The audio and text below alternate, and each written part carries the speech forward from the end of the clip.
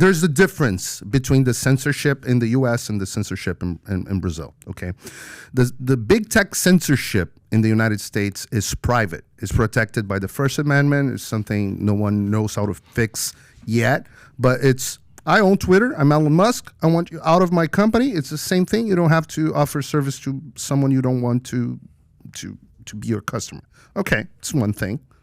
We have to discuss that.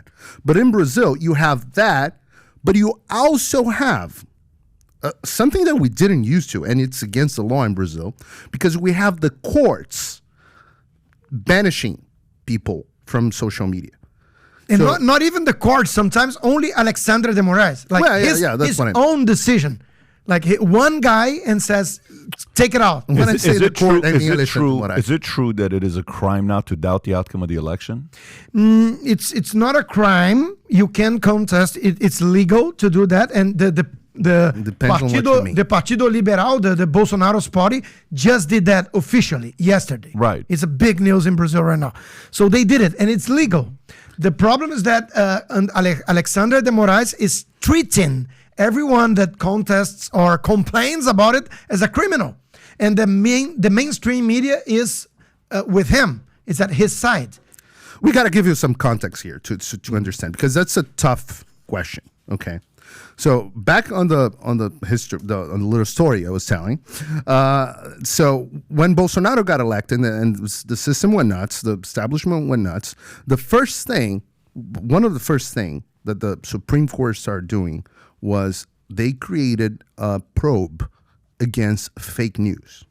Okay, it was fake news probe, and they did it in a very weird way, because Brazil has the same accusatory system, which is the bedrock of the Western world due process of law. So what's the accusatory system? You have investigator, an accuser, an impartial judge, a defendant, victims. Everyone is separated. Everyone that different agents playing different roles. So the Supreme Court, they did something that was never seen in Brazil. They opened the probe saying, oh, there's something on our internal regimen, our internal bylaws of the Supreme Court, saying that if a crime happens inside Supreme Court premises, we can open an investigation. We can open a probe. So right now, internet, if someone says something bad about us, that's kind of like it happened inside our court. And it's kind of an attack, a crime. And people are criticizing us. It's kind of like an attack. Yeah. Attack to our reputation. They are a threat to democracy because they are criticizing us. That's really what's going on. I'm not making this up. I'm not making this up. It's hard to believe. So they were the victims of an attack. So they opened the investigation, and they brought a federal police chief directly to report to them. So they had control of the investigation as well. So they were the victims, the investigators. They were also, so the Department of Justice refused to take part in it because there's no crime of fake news or whatever in Brazil. So they said, no, this whole thing is all illegal, and you can't open an investigation, and we're not taking part of it. So they said, okay, we're going to do it without you. So, and it's like, what? The Constitution in Brazil says you can only prosecute someone with the Department of Justice. Same as in the U.S. A judge can, as much as General Flynn's judge tried to prosecute them, he couldn't because the Department of Justice refused to prosecute him. So same thing in Brazil by the law. So, and again, they did that. And they did a second one, and then they did it again. They came up with a very similar one, anti-democratic acts about people demonstrating on the streets. And they were like, this is anti-democratic because you're asking for military intervention. You're protesting against institutions. So that's against democracy. But there's under Brazilian constitution, you do have, one, the right of free speech.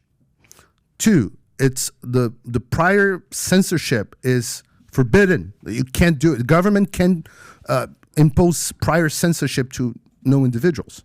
There's no crime of fake news. There's none on the Brazilian. They tried to pass a legislation and they failed. They failed. Make it. Yeah. But with all that, they decided to do it anyways. So they started coming after, and without a due process, they started to arrest journalists, congressmen. There was a congressman that was arrested I saw that. because of a crime of opinion. Community organizers, they all started to be arrested.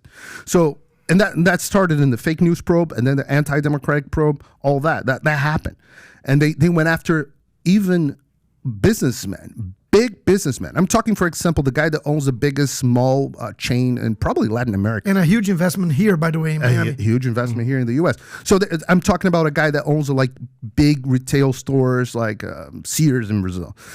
They started going after supporters of Bolsonaro, journalists, congressmen, businessmen, and without due process, because they were not being charged. Currently in the U.S., there's a guy living here in Florida, a guy named Alan dos Santos. This guy is a journalist. He used to have the biggest independent news channel in Brazil, okay, YouTube channel. It was a business that was doing well. And this guy, he's being investigated under Alexandre de Moraes probe, the fake news. Well, then they changed the fake news to digital militias probe, which they switched the name, but it's the same thing. And militia in Brazil doesn't mean the same thing as in the U.S. It's like a gang. It's like an organized gang. But Alan dos Santos... They just took his passport this way. Yes, they canceled his passport. They issued an arrest warrant against him. He was in the U.S., so he stayed here. He's under political asylum in the United States right now. They frozen all his accounts. They closed his media company. And right now is in the United States. And the best is yet to come. Paulo is giving the whole view, and it's because you asked a tough question. Yes, you asked, is it illegal? And I would say, no, it's not illegal by the law. But it is in practical terms. Let me give you one example. There's one huge entrepreneur in Brazil. The police came to his office at 6 o'clock in the morning, 7 o'clock in the morning. His crime was in a WhatsApp group, closed group. They were talking about Lula and the possibility of Lula going back to power. And one of them said, "Oh, I'd rather live in a dictatorship than that." And the guy sent a like, and that's it. He liked the message. The message. And the police was at his place. Get out of here. And he's a huge private WhatsApp group. He's a billionaire. He's a billionaire. Wait. A billionaire liked the post. I'd rather have a dictatorship. Not a post. And it wasn't a dictatorship. It was a military government. Yeah, WhatsApp group. Military government. I'd rather have a military government than having Lula in office. I was part of the group. I was in the group, and that's it. No one was talking about a coup. There was no strategy being built. Nothing. It was just complaining about Lula. So with all the craziness taking place, I believe future looks bright. If you believe future looks bright, get your latest Future Looks Bright hat of Valuetainment. It says Future Looks Bright here, Future Looks Bright here. We got them in white, we got them in black, we got them in red. Our black on black sold out. These are about to sell out. If you haven't ordered one yet, we had a person in Michigan, bought one, then he bought 3. Then when those 3 people weren't in the office, they had to order 58 of them because people wanted the Future Looks Bright hat, especially during times like this, because ain't nobody saying Future Looks Bright. To order your Future Looks Bright hat, click over here. And to watch the entire podcast, click here. Take care, everybody.